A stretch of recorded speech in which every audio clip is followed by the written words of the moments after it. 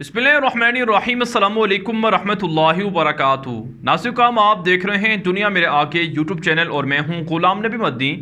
आज 23 नवंबर 2021 है और आज दिन है मंगल का। नाज़रीन, इस वीडियो के अंदर अफ़गानिस्तान से मुताल्लिक़ कुछ ताज़ा ख़बरें हैं, बड़ी ख़बरें हैं, वो आपके सामने रखने जा रहे हैं। एक बड़ी और अच्छी ख़बर ये सामने आ रही है कि मुत्तहिदा अरब इमारात के बाद सऊदी अरब ने भी अफ़गानिस्तान के कैपिटल दारुल हुकूमत काबुल के अंदर अपना सफारत खाना खोलने का ऐलान कर दिया है। अफ़गानिस्तान के तालिबान के ज़राए की जानिब से दावा किया जा रहा है कि सऊदी अरब भी काबुल के अंदर अपनी एम्बेसी खोलने जा रहा है। इस हवाले से तालिबान के साथ सऊदी अरब के हुक्काम की बातचीत मुकम्मल हो चुकी है और इस फ़ैसले को तालिबान की जानिब से सराहा गया है। इसे काबिल तहसीन फ़ैसला करार दिया गया है और इसे अफ़गानिस्तान और सऊदी अरब की आवाम के लिए एक खैर सगाली का बेहतरीन जज्बा भी करार दिया गया है। नाज़रीन, आप जानते हैं जो तालिबान की पहली हुकूमत थी जो 1997 के अंदर कायम हुई थी, मुल्ला उमर मुजाहिद रहमहुल्लाह की हुकूमत है, उसको पाकिस्तान की जानिब से, सऊदी अरब की जानिब से और UAE की जानिब से तस्लीम किया गया था। बाकी बहुत से मुल्कों ने तालिबान की पहली हुकूमत को तस्लीम नहीं किया था और सऊदी अरब अफ़गानिस्तान के साथ बहुत से गहरे मरासिम रखता है। माजी के अंदर जब सोवियत यूनियन के ख़िलाफ़ जंग लड़ी जा रही थी अफ़गानिस्तान के अंदर, उस मौके पर सऊदी अरब वो वाहिद अरब मुल्क था जो पैसा और दौलत अफ़गानिस्तान की मुजाहिदीन के ऊपर ख़र्च कर रहा था।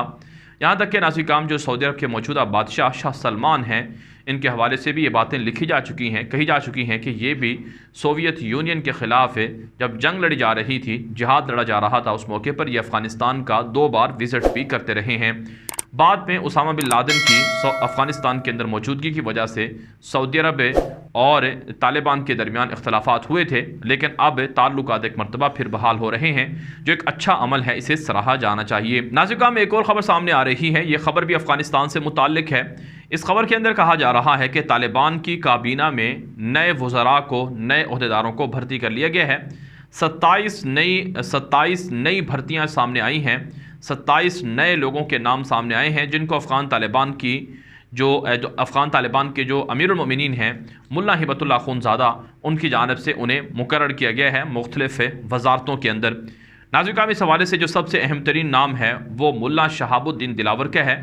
मुल्ला शहाबुद्दीन दिलावर ये तालिबान के सीनियर रहनुमा हैं और ये तालिबान की जो मुज़ाकराती टीम है उसके मेंबर भी रहे हैं और ये मुख्तलिफ़ मुल्कों का विज़िट भी करते रहे हैं और इन्हें तालिबान के मुल्ला अब्दुल गनी बरादर, मुल्ला अब्दुल सलाम हनफी के बाद तीसरा बड़ा बेहतरीन और कामयाब सफारतकार भी माना जाता है।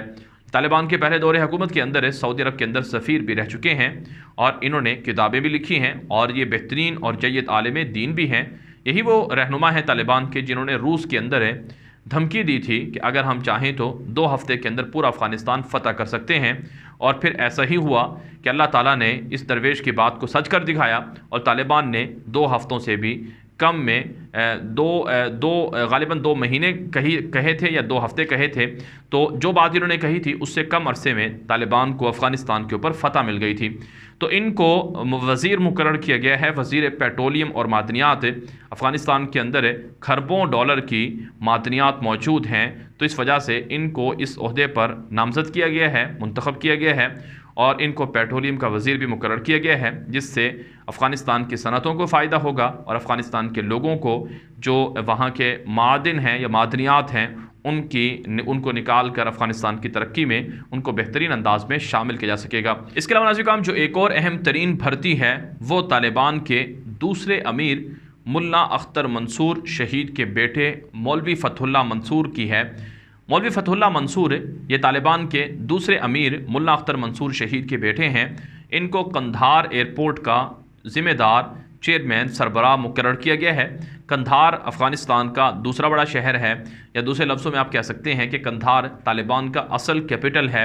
अगरचे तालिबान इस वक्त काबुल के अंदर दारुल हुकूमत बनाए हुए हैं और वहीं से हुकूमत कर रहे हैं, लेकिन कंधार के अंदर तालिबान के अमीरुल मोमिनीन मौजूद हैं। मुल्ला उमर मुजाहिद ने भी अपनी हुकूमत यहीं से चलाई थी, तो इस वजह से इनको कंधार एयरपोर्ट का ज़िम्मेदार मुकर्रर किया गया है और इससे तयनाती को और इस इंतखाब को भी तालिबान की जानिब से, अवाम की जानिब से पजीराई मिल रही है।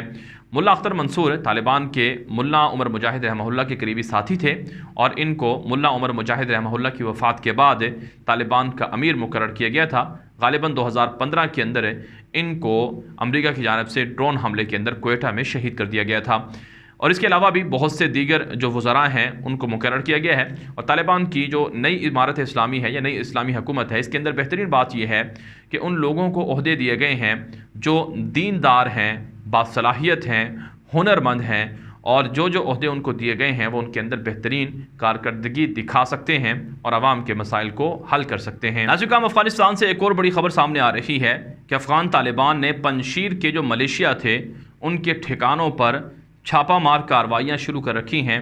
آپ جانتے ہیں پنجشیر افغانستان کا وہ آخری صوبہ تھا جہاں سے ملیشیا نے طالبان کے خلاف مزاحمت کی تھی۔ احمد شاہ مسعود کے بیٹے احمد ضیاء مسعود، امراللہ صالح جیسے لوگ وہاں پر موجود رہے تھے، اور انہوں نے پنجشیر کے اندر اسلحے کے بڑے بڑے ذخائر جمع کیے تھے۔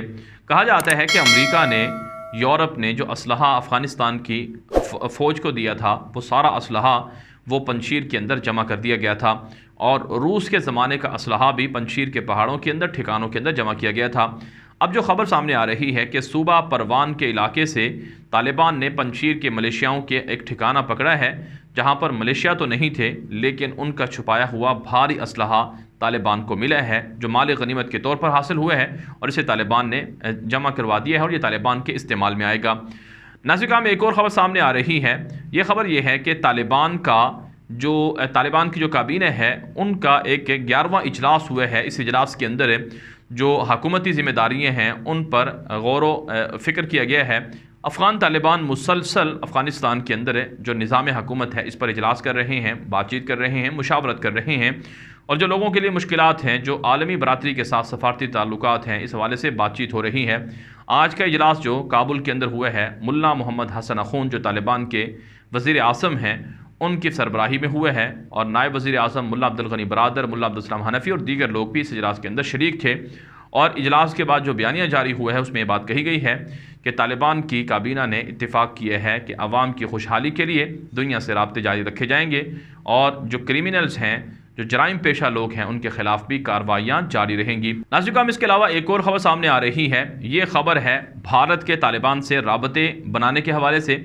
بھارت نے دعویٰ کیا ہے کہ طالبان کے ساتھ تجارتی تعلقات کے لیے رابطے وسیع ہو چکے ہیں، اور طالبان نے اتفاق کر لیا ہے کہ بھارت کے ساتھ طالبان یعنی افغانستان کی حکومت تجارتی مراسم بڑھائے گی۔ اس حوالے سے بھارت نے ایران سے رابطہ کیا ہے اور ایران کو کہا ہے کہ طالبان کو قائل کیا جائے کہ وہ بھارت کے ساتھ بھی رابطے شروع کر سکیں۔ ناظرین، اس حوالے سے بھارتی میڈیا پر یہ رپورٹ نشر ہوئی ہے، ٹائمز آف انڈیا اور اس کے علاوہ دیگر اخبارات کے اندر یہ رپورٹ لکھی گئی ہے، نشر کی گئی ہے کہ ایران کے اندر جو بھارت نے چابہار پورٹ بنائی تھی، اس چابہار پورٹ کے ذریعے سے اب افغانستان کی نئی حکومت تجارتی مراسم بڑھائے گی اور تجارت کرے گی۔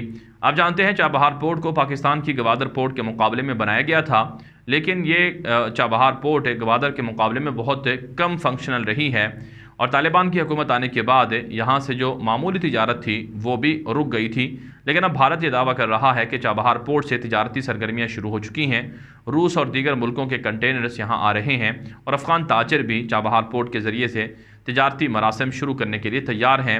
طالبان کے ساتھ ایران کے ذریعے سے بھارت نے رابطہ کیا ہے کہ ایران طالبان کے ساتھ بھارت کی صلح کروا دے، لیکن طالبان بھارت کی سازشوں کو سمجھتے ہیں کہ بھارت نے اشرف غنی کے دور میں ہمارے خلاف ظلم کیا ہے، اور اب بھی طالبان کی حکومت کو دھمکیاں دی گئی ہیں، اور اس وقت بھی طالبان کے خلاف لوگوں کو مختلف بالخصوص داعش کو بھارت سپورٹ کرتا ہے، طالبان کے خلاف اکساتا ہے، اس کی وجہ سے طالبان نے فی الحال بھارت کے ساتھ رابطے شروع نہیں کیے ہیں۔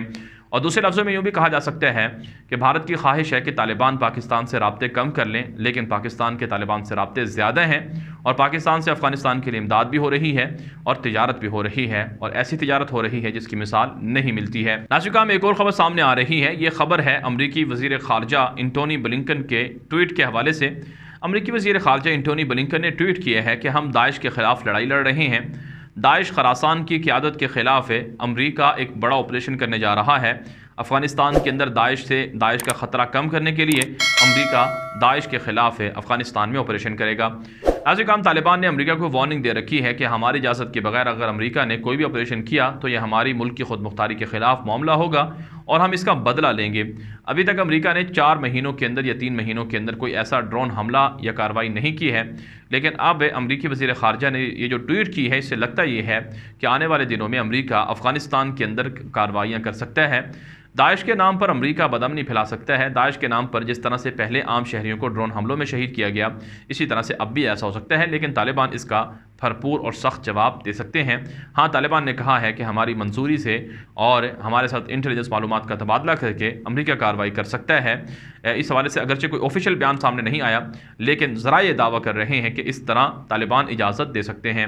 ناظرین، ہم اس ویڈیو کے حوالے سے جو آپ کی رائے ہو کامنٹ کے ذریعے سے ضرور پہنچائیں۔ مزید خبروں کے لیے آپ ہمارے ٹویٹر اکاؤنٹ کو فالو کر سکتے ہیں۔ اب تک کے لیے اتنا ہی، اجازت دیجیے۔